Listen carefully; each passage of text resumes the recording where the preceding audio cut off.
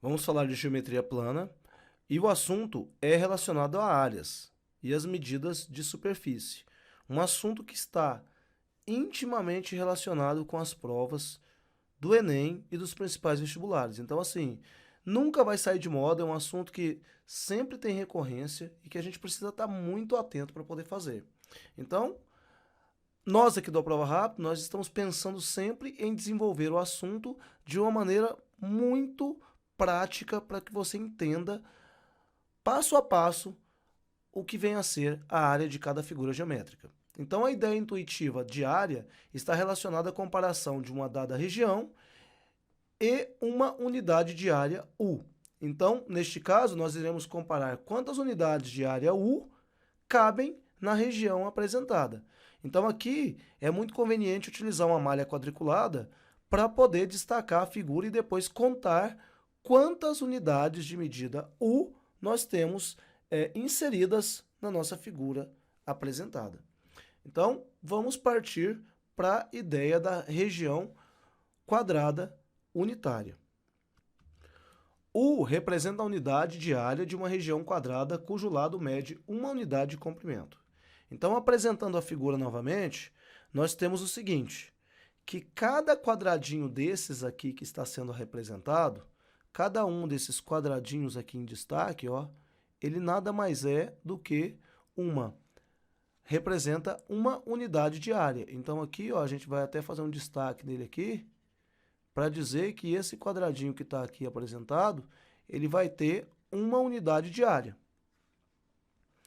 Assim, a região que nós temos agora, nesse momento aí delimitada por esse aro vermelho, ou seja, por esse perímetro vermelho, ela vai ser contada a partir de quantas unidades de área nós temos aí. Então, aqui seria uma unidade, duas unidades, três unidades.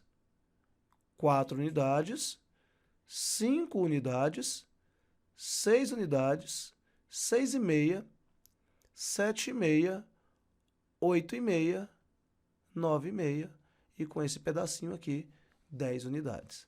Então, quer dizer que a região R é determinada por 10 unidades de área.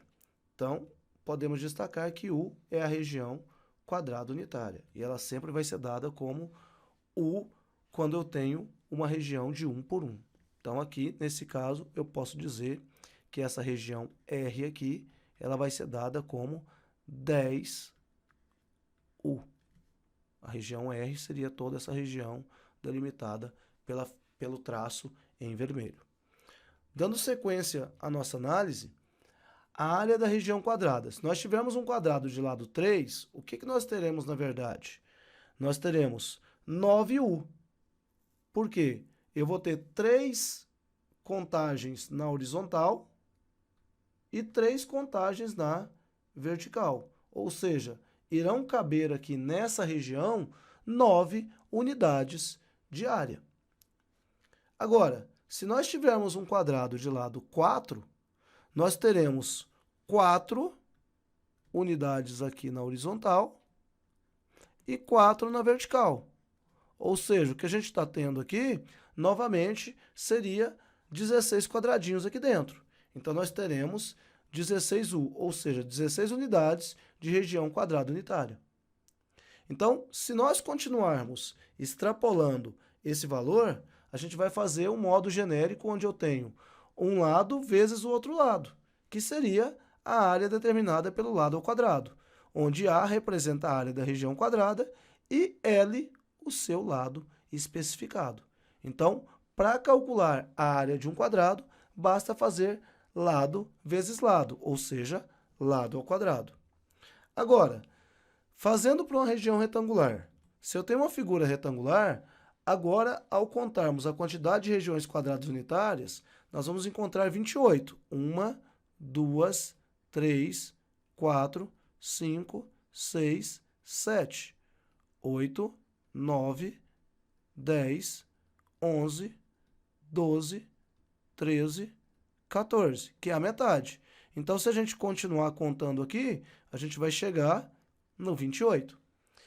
Bom, o que eu sei é que 28, ela pode ser representada como 7 vezes 4. E se observarmos a nossa base aqui, ó, tem exatamente 7 unidades. E a nossa altura tem exatamente 4 unidades. Então, esse 7 e esse 4, eles estão diretamente relacionados aos lados do meu retângulo. Fazendo um modo genérico também, então, para determinarmos a área, não é necessário contar as unidades da região quadradas unitárias. Ou seja, não preciso ficar contando 1, 2, 3, 4, até chegar no 28. Eu posso simplesmente criar uma situação genérica, onde eu tenho um B, que seria a minha base, um H, que seria a minha altura, e o A, que seria a área delimitada por esse retângulo. E aí a área seria o comprimento vezes a largura. Genericamente, a gente vai falar que é a base vezes a altura. Então, para calcular a área de um quadrado, a gente usou L ao quadrado. Para calcular a área de um retângulo, a gente vai usar base vezes altura. Então, nós já temos aí mais uma forma de calcular outra figura geométrica. Agora, vamos passar para a região de um paralelogramo. Se nós considerarmos um paralelogramo conforme está apresentado na nossa figura, nós vamos perceber o seguinte, que se nós tivéssemos um retângulo com as medidas A mais X, nós teríamos B como sendo a altura e a área seria igual a A mais X, que seria a base, vezes a altura que eu estou chamando de B.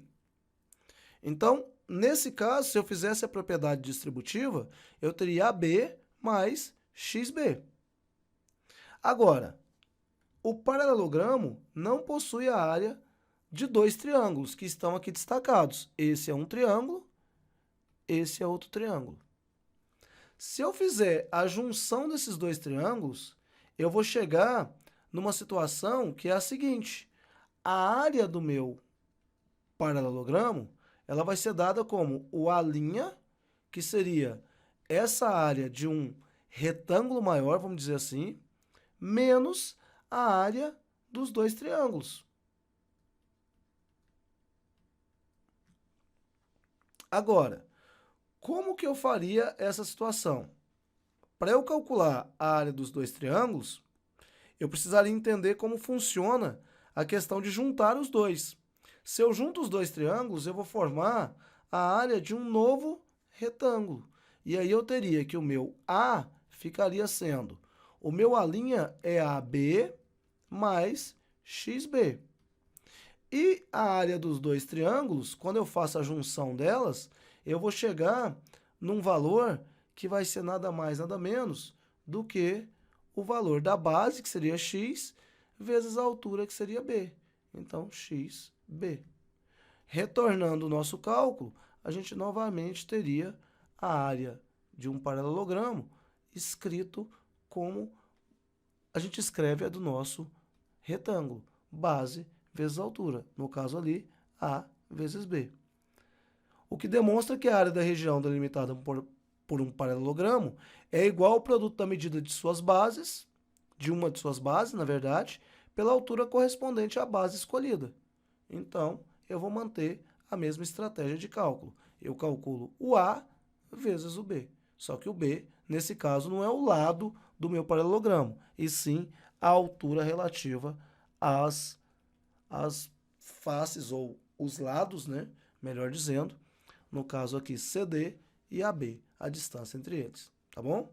Então, dando sequência, aqui nós tínhamos a informação que quando a gente vai calcular a área de um triângulo, a gente usa a seguinte estratégia. Eu posso partir, inclusive, de um paralelogramo. Ao traçarmos a diagonal de um paralelogramo, teremos dois triângulos congruentes. Olha só. A área total do triângulo vai ser dada por AT. E a área do paralelogramo por AP.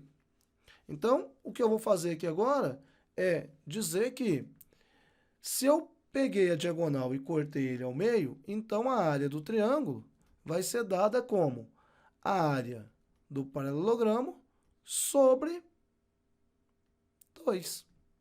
Então, eu vou ter que a área do triângulo vai ser dada por base vezes altura, ou seja, B vezes A, dividido por 2.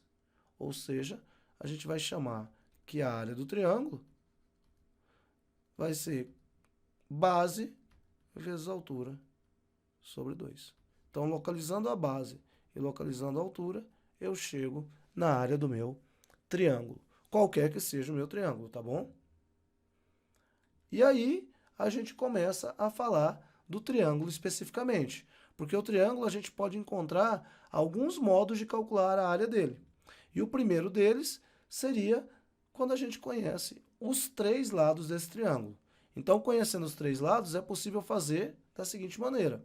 A área pode ser calculada utilizando o que a gente chama de fórmula de Heron. Então, como seria a fórmula de Heron? Para aplicarmos a fórmula de Heron, primeiramente é importante definirmos quem é o semiperímetro. Só que o semiperímetro, na verdade, seria pegar o perímetro de uma figura e dividir por 2. Então, o semiperímetro seria pegar o A, somar com B, somar com C e dividir por 2. A partir daí, quando eu tenho definido quem é o meu semiperímetro,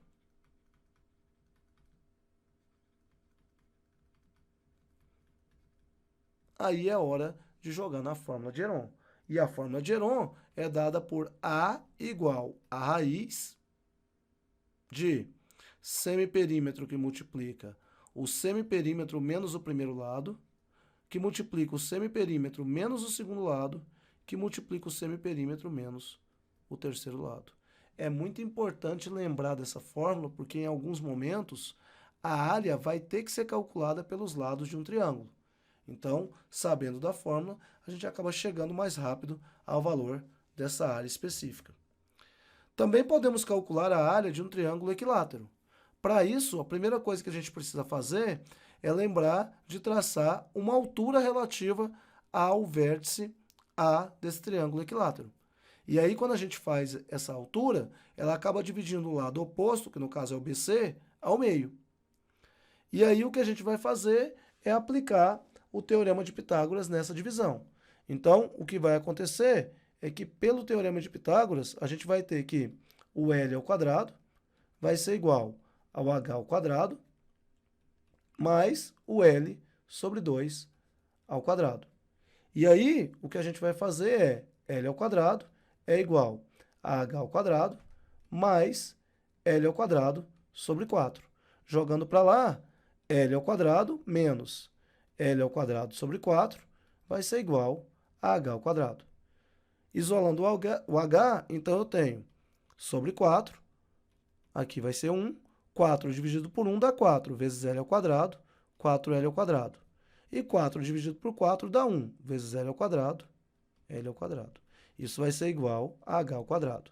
O meu H ao quadrado, então, vai ser 3L ao quadrado sobre 4. Então, em resumo, o meu H ao quadrado vai ser o L raiz de 3 sobre 2. Nada mais, nada menos que tirei a raiz dos dois lados da minha equação. Bom, eu sei que a área de qualquer triângulo é dada por base vezes altura sobre 2. Então, o que eu vou fazer é calcular a área usando a base, que é o L, vezes a altura, L ao quadrado, L raiz de 3 sobre 2, só que também sobre 2, que era o denominador. Então, eu tenho que o A vai ser L ao quadrado, raiz de 3 sobre 4. Ou seja, a área para ser calculada para um triângulo equilátero é simplesmente dada por L ao quadrado, raiz de 3 sobre 4.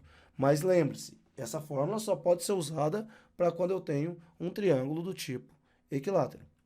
Agora a gente vai para a área da região de um trapézio.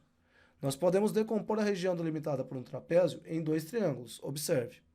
Temos aqui o nosso trapézio, onde eu tenho uma base maior, uma base menor, que são lados paralelos, separados por uma distância A, que seria a minha altura.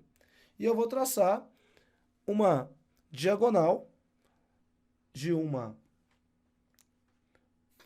lado que é paralelo Bzinho até um outro lado que é paralelo Bzão. Fazendo isso, eu acabo tendo que a minha área, ela vai ser dada, total do trapézio, como sendo a área 1 mais a área 2. Então, a minha área do trapézio vai ser a área 1, B vezes A sobre 2, ou seja, base vezes altura sobre 2. E a da minha área 2 vai ser Bzão vezes A sobre 2. Então, eu chego que a minha área, somando, vai ser, posso colocar o 2 aqui, faço B vezes A mais Bzão vezes A e coloco em evidência. Então, a área vai ser Bzão mais Bzinho vezes o A, que é a distância, a altura, né, sobre 2. Comumente, a gente vai escrever, então, que a área do nosso trapézio vai ser base maior mais base menor, vezes a altura, que é a distância entre as duas bases, sobre 2. Então, essa fórmula é importante para você designar aí quanto é a área delimitada pela figura de um trapézio. A partir de agora, o que a gente vai falar é do losango. E o losango, ele também determina uma região que é uma área específica. Só que no caso do losango, eu vou depender de dois aspectos. Eu vou depender da diagonal menor e também da diagonal maior. Quem é o Dzão? O Dzão vai ser a minha diagonal maior. E quem vai ser o meu Dzinho? O meu Dzinho vai ser a minha diagonal menor. E a partir daí, a gente vai destacar um triângulo. Vou chamar de área 1 e área 2. E aí, no triângulo destacado, a gente vai ter a área 1. E essa área 1, ela vai ser dada por a diagonal sobre 2, que seria a minha base, a minha altura, na verdade, né? Vezes a minha base, que é a diagonal menor, completa, sobre 2. Então, a minha área 1 vai ser dada por a diagonal maior vezes a diagonal menor, dividido por 4.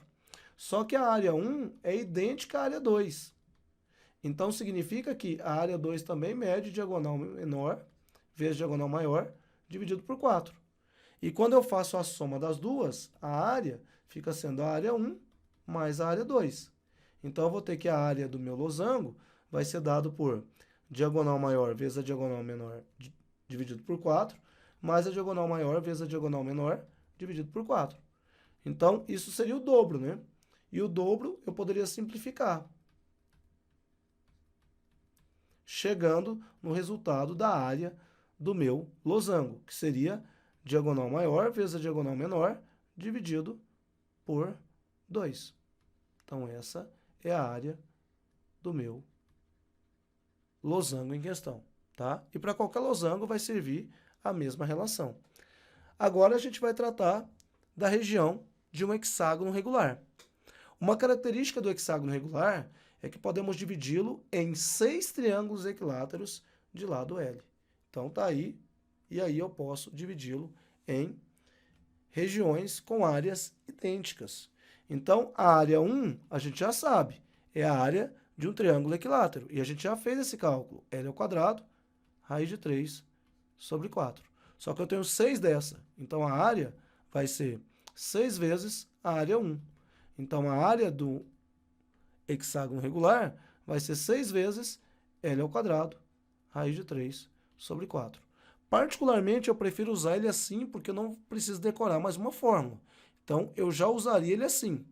Mas, se você quiser, você pode simplificar isso aqui e trazer que a área vai ser 3L ao quadrado, raiz de 3 sobre 2. Te aconselho a ficar com essa primeira situação, ou seja, que a área vai ser 6 vezes L ao quadrado, raiz de 3 sobre 4. Acaba sendo mais fácil para você lembrar na hora de uma prova, e a gente sabe que na hora da prova tem aquele efeito de nervosismo, de pressa para resolver uma questão, e às vezes vai sumir a fórmula da sua cabeça. Então, tendo essa daí, você já fica seguro e resguardado. Continuando aí, qualquer polígono regular de n lados pode ser dividido em n triângulos com área, onde cada triângulo pode ser definido por A igual a L vezes A sobre 2. Sendo assim, para um polígono qualquer, de N lados, nós temos a área sendo área igual a N vezes L vezes A sobre 2. Onde eu tenho que N vezes L sobre 2 nada mais é do que o meu semiperímetro.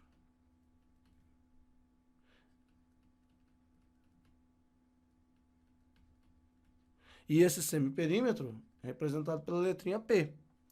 Então, eu posso escrever, ao invés de escrever a área como sendo N vezes L vezes A sobre 2, eu posso escrever essa mesma fórmula como a área igual ao semiperímetro vezes o A. E aí, esse A é o meu apótema, né? Então, o P seria o meu semiperímetro.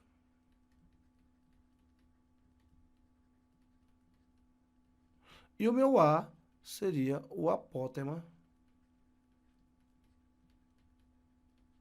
da minha figura regular. Lembrando que isso aí serve para polígonos regulares, tá? Então, eu tenho que ter a mesma medida dos lados e a mesma medida dos ângulos. E daí eu chego na área do círculo. A área do círculo, ela vai ser delimitada a partir de um raio. Então, baseado na ideia de que a área pode ser o semiperímetro vezes o apótema, eu sei que se eu calculo o comprimento da circunferência, eu tenho o perímetro dela, 2πr. Então, se eu dividir o comprimento por 2, eu vou chegar justamente no semiperímetro. Ou seja, eu vou chegar aqui, o meu semiperímetro vai ser π vezes r. Só que o apótema da figura, sendo um círculo, é o próprio raio. Então, eu vou ficar aqui, a minha área vai ficar π vezes r vezes r. Ou seja, a área do círculo, πr ao quadrado. Essa é a área que nós vamos usar para calcular a região delimitada por uma circunferência. E aí, diante dessa informação, eu posso chegar no que seria a área do meu setor circular.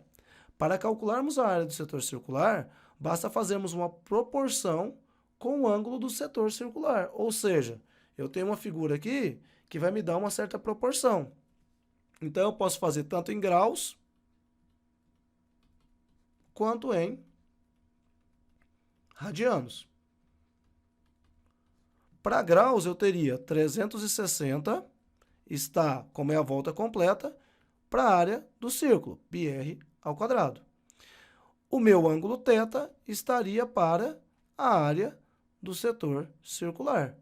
Então, a área do setor circular, vezes 360, daria o meu valor do θ vezes o πr ao quadrado.